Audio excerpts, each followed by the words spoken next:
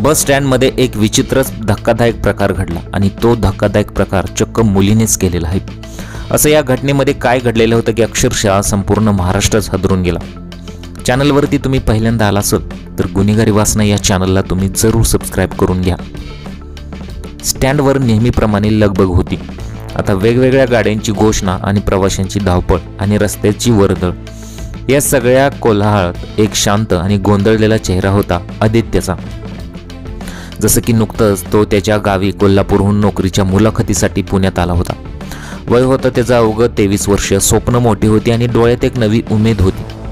आदित्य एका कोपऱ्यात बसून मग पुढच्या बसची वाट पाहत होता। आपल्या फोनमध्ये मुलाखतीची तयारी करत होता। आता तेवढ्यात एक तरुणी त्याच्या जवळ आली। तिची साधी वेशभूषा आणि चेहऱ्यावरची चिंता आणि नम्र हावभाव यामुळे ती खूपच निरागस वाटत होती। तिचं नाव होतं प्रिया, म्हणजे तिचं नाव प्रिया म्हणून त्याला सांगितलं होतं आणि तिचं ते खोटं नाव होतं। मग पुढे असा धक्कादायक प्रकार घडेल की आदित्यला याची कल्पनाही नव्हती। असं या घटनेत मग काय घडलं की अक्षरशः संपूर्ण लोक जी होती तेथील हादरले। मग पुढे तो धक्कादायक प्रकार उघडकीस व्हायला सुरुवात झाली। आता तिच्या चेहऱ्यावर चिंता आणि नम्र हावभाव यामुळे ती खूप निरागस वाटत होती आणि तिचं खोटं नाव तिने प्रिया म्हणून त्या मुलाला सांगितलं होतं, म्हणजेच आदित्यला सांगितलं होतं।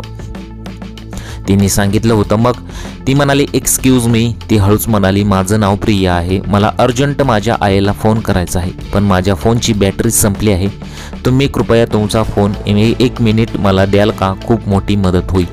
मग अशी ती आदित्यला म्हणाली होती। आदित्यला वाटलं की खूप अर्जंट काम असेल आणि त्यानंतर मग आदित्यने मागचा पुढचा विचार न करता तिला आपला फोन दिला होता आणि त्याने तो फोन नवीनच विकत घेतला होता आणि त्याला असं कधीच वाटलं नव्हतं की आपल्यासोबत असा धक्कादायक पुढे प्रकार घडेल याची आदित्यला कल्पनासुद्धा नव्हती।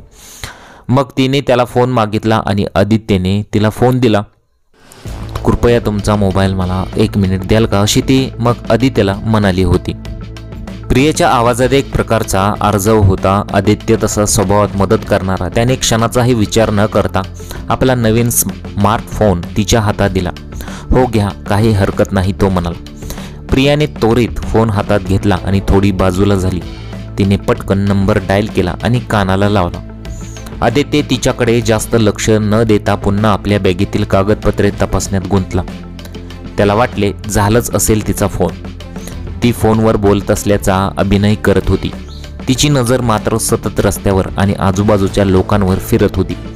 तिने अत्यंत कुशलतेने तिची योजना आणि मग ती पुढची आखणी तिने करायला सुरुवात केली होती आणि याची कल्पना आदित्यला अजिबात नव्हती।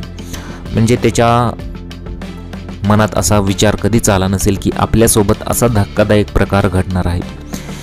तिने बोलण्याचा अभिनय करतानाच तिच्या डाव्या हाताने बस स्टँडच्या प्रवेशद्वाराजवळ उभा असलेल्या एका मोटरसायकलवाल्या तरुणाकडे एक सूक्ष्म डोळ्यांनी इशारा केला।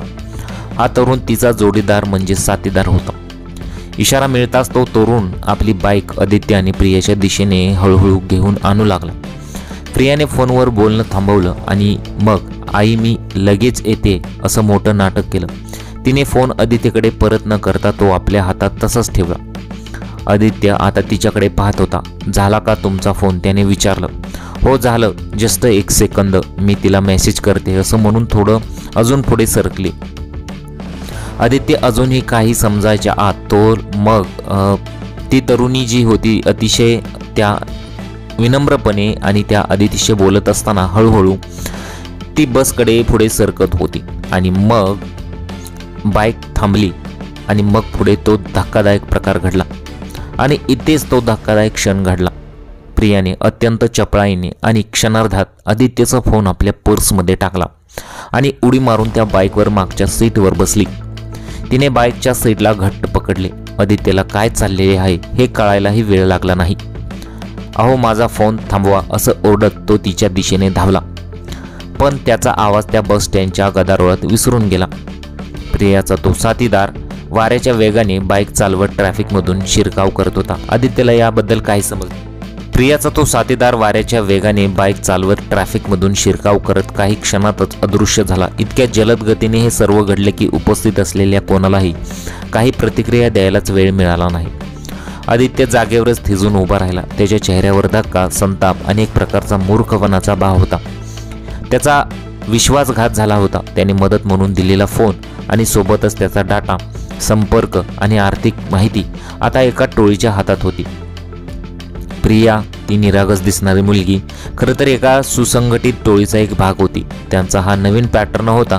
बस स्टँड, रेल्वे स्टेशन अशा गर्दीच्या ठिकाणी लोकांना मदतीसाठी विनंती करायची आणि त्यानंतर त्या लोकांचा विश्वास संपादन करायचा आणि संधी मिळताच हात चालाकीने चोरी करायची. ती फक्त एक फोन चोरणारी मुलगी नव्हती, ती एका टोळीची मुख्य शिकारी होती, जे आपल्या निरागस चेहऱ्याच्या जाळ्यात विश्वासू लोकांना अडकवत असे. आदित्यला त्या क्षणाला एक कटू सत्य समजले. बस स्टँडवरचा एक क्षण कधीकधी आयुष्यातील थोडा मोठा धडा जो आहे शिकवून जातो. त्याची स्वप्न आणि उमेद एका क्षणात चोरीला गेली. एका फसव्या चेहऱ्याच्या निरागसतेच्या मागे दडलेल्या गुन्हेगारीच्या विळख्यात आदित्यने लगेच पोलीस स्टेशनमध्ये गाठले आणि त्यानंतर तोपर्यंत मग ती टोळी पुन्हा पुण्यातून अनेक किलोमीटर दूरवर गेली होती. ती प्रिया आणि तिचा साथीदार आता दुसऱ्या शहरात, दुसऱ्या बस स्टँडवर दुसऱ्या आणि कोणा आदित्यचा शोध घेत असेल. मग असं घडलं की मग पुढे तो धक्कादायक सुद्धा प्रकार उघडकीस आला.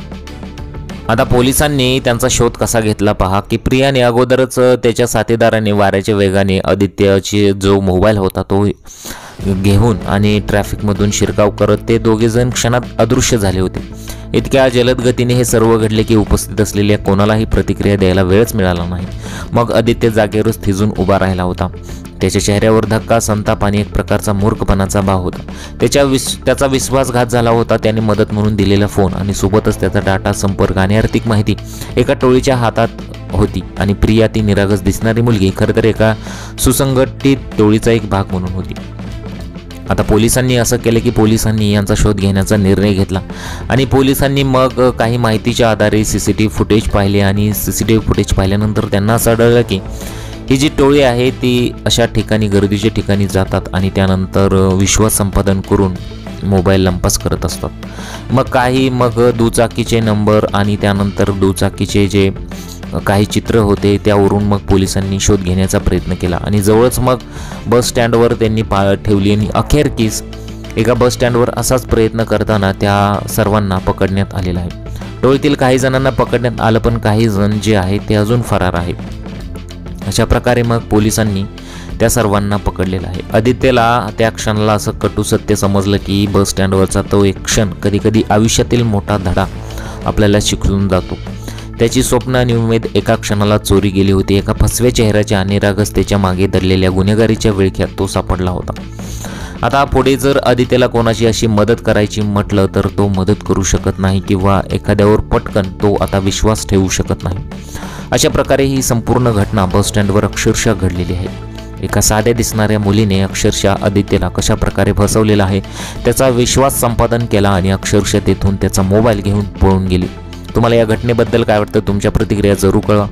अशा प्रकारांमुळे खरं तर माणसांमधील माणुसकी संपत आलेली आहे. हे सुद्धा एक चित्र वेगळंच आहे. तुमच्या प्रतिक्रिया आम्हाला कमेंट बॉक्समध्ये जरूर कळवा.